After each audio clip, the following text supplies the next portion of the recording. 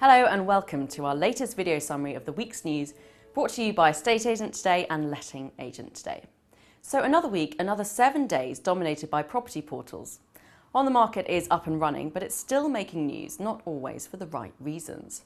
Twice in the past week, its arch rival Zoopla has issued claims that On the Market has very low traffic, just 58,000 visits in its first week, according to independent monitoring service Hitwise.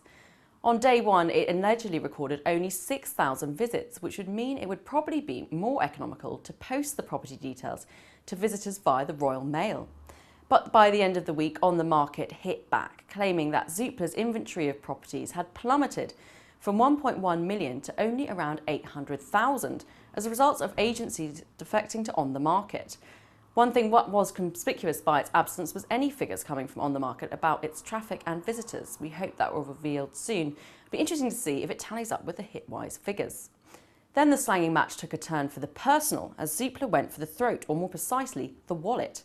It accused On the Market's chief executive, Ian Springett, of receiving a hefty six-figure salary and unwisely splashing the new portal's small marketing budget on posh ads in Country Life and the Sunday Times. Away from the portals, there's a mysterious campaign getting underway on Twitter about agents' boards.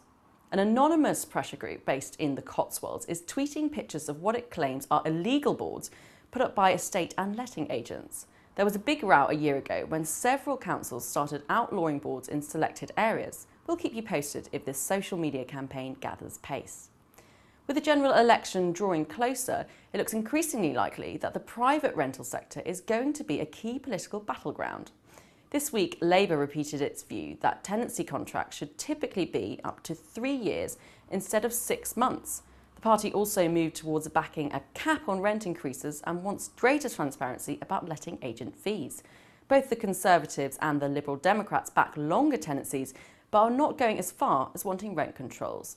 Meanwhile, Conservative MP Laura Sandys was in the news this week, demanding that all private rental sector properties be expected to meet the government's so-called decent home standards.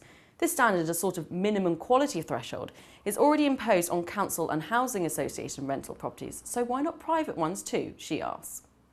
If rent controls are introduced by a Labour government, up to 60% of landlords would reconsider their investment and possibly quit the letting sector completely. That's the result of a survey conducted for the Residential Landlords Association, one of a growing number of industry bodies becoming worried about the increased controls on the lettings market.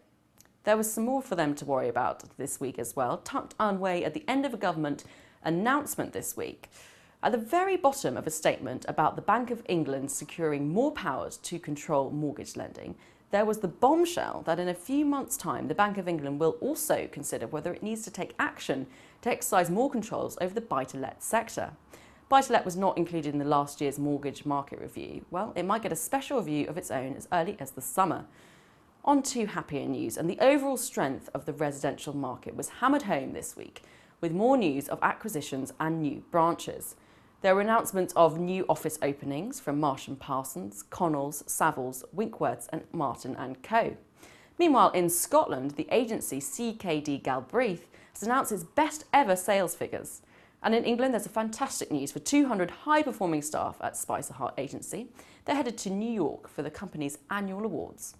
And on that optimistic note, thanks very much for watching. Remember to keep in touch with the news from the industry every day on Estate Agent Today and Letting Agent Today. We'll be back next week with another video summary. Until then, see you next time.